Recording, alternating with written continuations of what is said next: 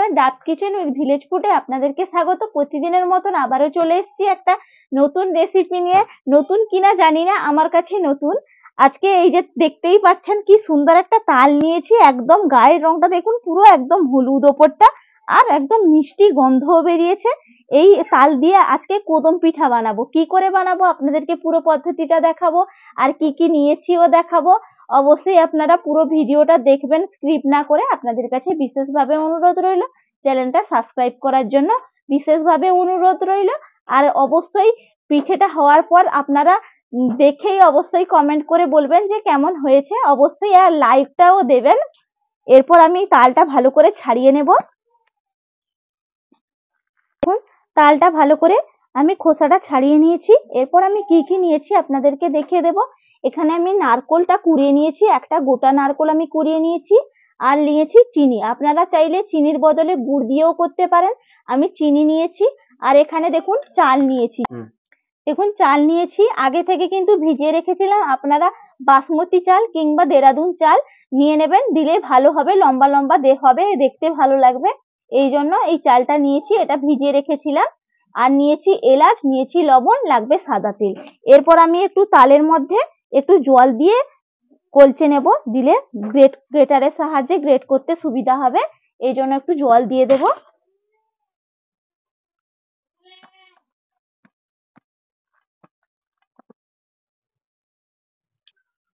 দেখুন ভালো করে একটু জল দিয়ে আমি কচলে নিয়েছি। এরপর আমি একটা গ্রেটার নিয়েছি, এই গ্রেটারের সাহায্যে আমি গ্রেট করে নেব। এইভাবে আমি গ্রেট করে নেব, দিলে উপর দিকে যে পোয়াগুলো থাকে না, সেগুলো উপর দিকে থেকে যাবে। আর সুন্দরভাবে একটা কাদও বেরিয়ে পড়বে। দেখুন আপনাদেরকে দেখিয়ে দিচ্ছি, এই দেখুন কতটা সুন্দর কাদ বেরিয়ে যাচ্ছে। এইভাবে কিন্তু মিহি হয়ে কাদটা বেরিয়ে যাবে। এই জন্য গ্রেটারে করে নিচ্ছি।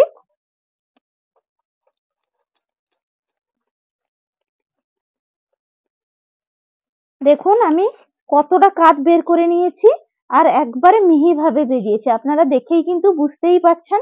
দেখুন একটুও কিন্তু রোঁয়া নেই, কি সুন্দর বেরিয়ে গেছে কাঠটা, অনেকটাও বেরিয়েছে। দেখুন কতটা ঘন। এরপর এটাকে আমি জল দিয়ে একটু ফুটিয়ে নেব। আর অবশ্যই কিন্তু চালের গুঁড়ো লাগবে। আপনারা সেদ্ধ চালেও করতে পারেন, আবার আতপ চালের গুঁড়িতেও করতে পারেন। এরপর আমি উনুনটা ধরিয়ে নেব। উনুনটা ধরিয়ে নিয়েছি। এরপর আমি কড়াইটা চাপিয়ে দেব।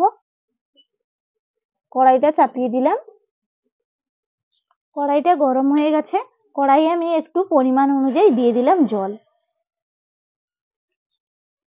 জলটা গরম হয়ে গেছে, সেই জলের মধ্যে আমি দুটো এলাচের মুখ ফাটিয়ে নিয়েছি, এগুলো আমি দিয়ে দিলাম। এরপর আমি দিয়ে দেব চিনি, পরিমাণ অনুযায়ী আমি চিনিটা দিয়ে দিলাম।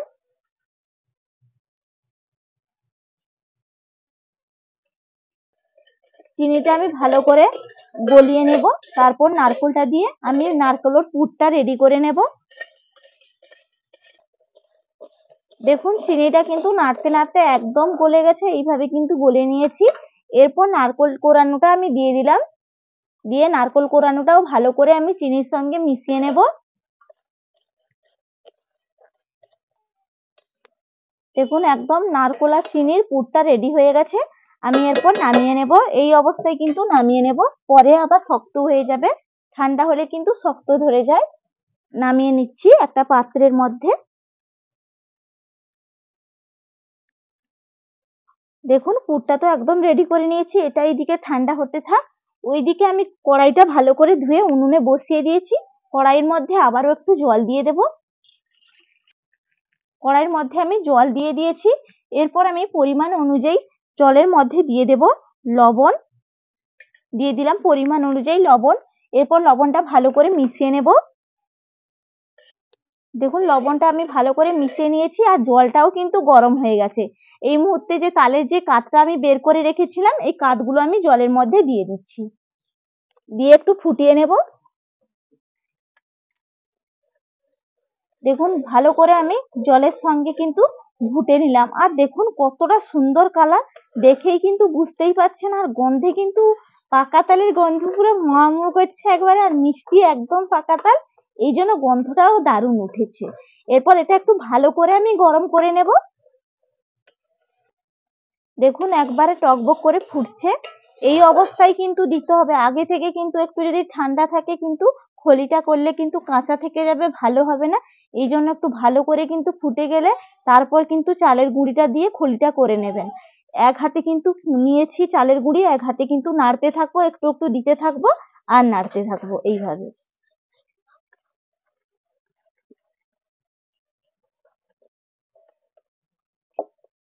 দেখুন ডোটা কিন্তু একদম আমি রেডি করে নিয়েছি, বেশ দেখুন কতটা সুন্দর হয়েছে।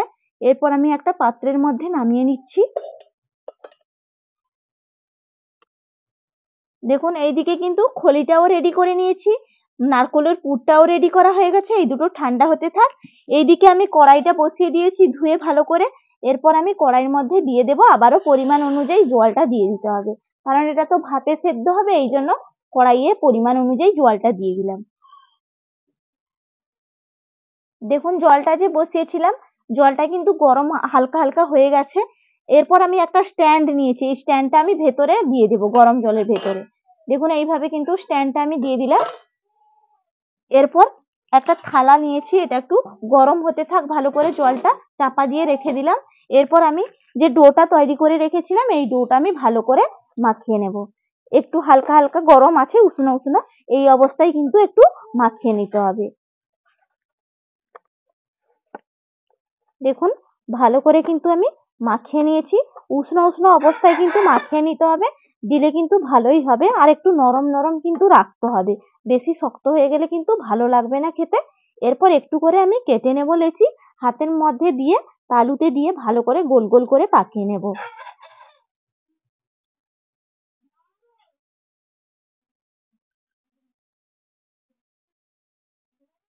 দেখুন এইভাবে কিন্তু গোল গোল করে পাকিয়ে নিয়েছি।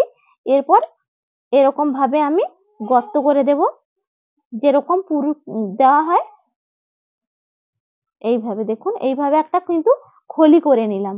এরপর যে আমি ছৌটা করে রেখেছিলাম নারকোলের পুরটা, সেই নারকোলের পুরটা আমি এর মধ্যে দিয়ে দেব। দেখুন এইভাবে আমি দিয়ে দিলাম।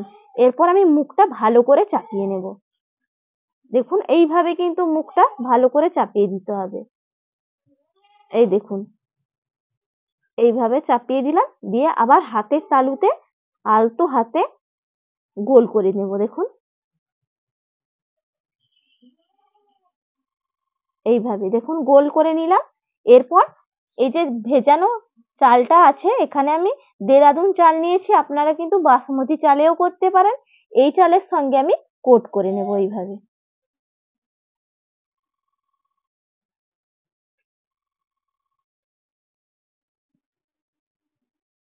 দেখুন একটা কিন্তু রেডি করে নিয়েছি, পুরো দেখুন মনে হচ্ছে না পুরো কদম ফুলটা পড়ে গেছে হাত ও গাছ থেকে, মনে হচ্ছে না? দেখুন কতটা সুন্দর লাগছে। এইভাবে কিন্তু একটা রেডি করে নিয়েছি, এইভাবে কিন্তু প্রত্যেকটা আমি রেডি করে নেব। দেখুন আবারও একটু লেচি কেটে নিয়েছি, এইভাবে হাতে তালু দিয়ে কিন্তু গোল করে নিলাম। এরপর আমি একটা খলি করে নিচ্ছি এইভাবে। আপনাদেরকে তো দেখিয়েছি আগেরটা, আবারও একটা দেখিয়ে দিচ্ছি, এইভাবে কিন্তু করে নিলাম। এরপর নারকোলের পুরটা আবারও একটু দিয়ে দেব, এইভাবে দিয়ে দিলাম। এরপর মুখটা আমি ভালো করে বন্ধ করে দেব। নারকোলের পুরটা চারিদিক দিয়ে গুটিয়ে নিলাম। এরপর ভালো করে বন্ধ করে দিয়ে আবার আলতো হাতে এরকম গোল করে নেব।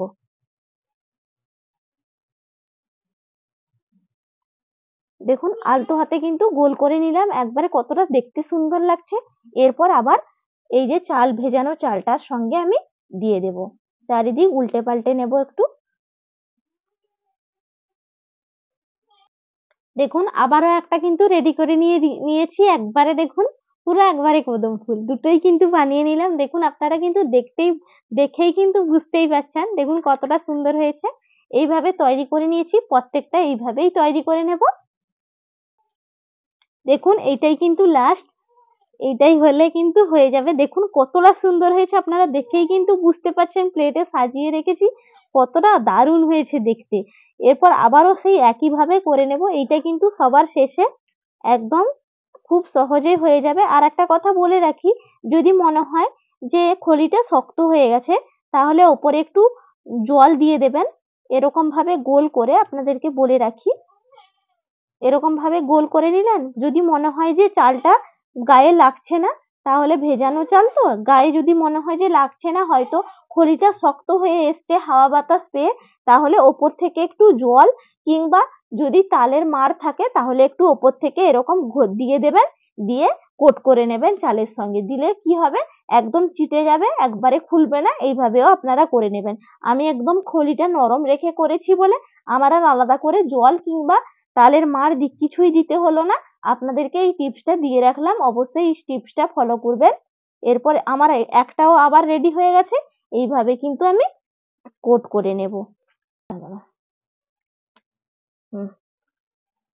দেখুন একদম রেডি করে নিয়েছি, হয়ে গেছে সবগুলো। আর একটা এরকম কিন্তু জাম বাটি নিয়েছি, এই জাম বাটি কিন্তু ভাপিয়ে নিতে হবে। এর জন্য আমি একটু সাদা তেলও নিয়েছি, সাদা তেলটা আগে জাম বাটির মধ্যে একটু মাখিয়ে নেব।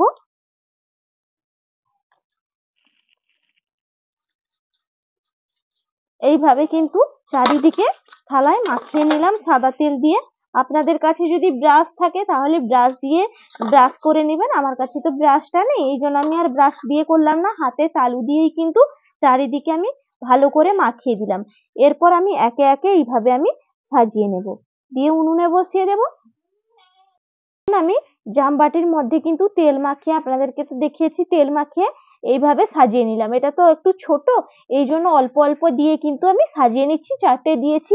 এরপর একটা আমি ঢাকনা নিয়েছি, এই ঢাকনাটা আমি ভেতরে এরকম চাপিয়ে দিলাম। এরপর উনুনের কাছে চলে যাব। দেখুন উনুনে তো কড়াই বসিয়ে দিয়েছিলাম, জলটাও গরম হচ্ছে, দেখুন টকবক করে একদম জল ফুটছে। এরপর আমি সেই স্ট্যান্ড বসানো আছে, সেই স্ট্যান্ডে আমি জামটা বসিয়ে দিলাম।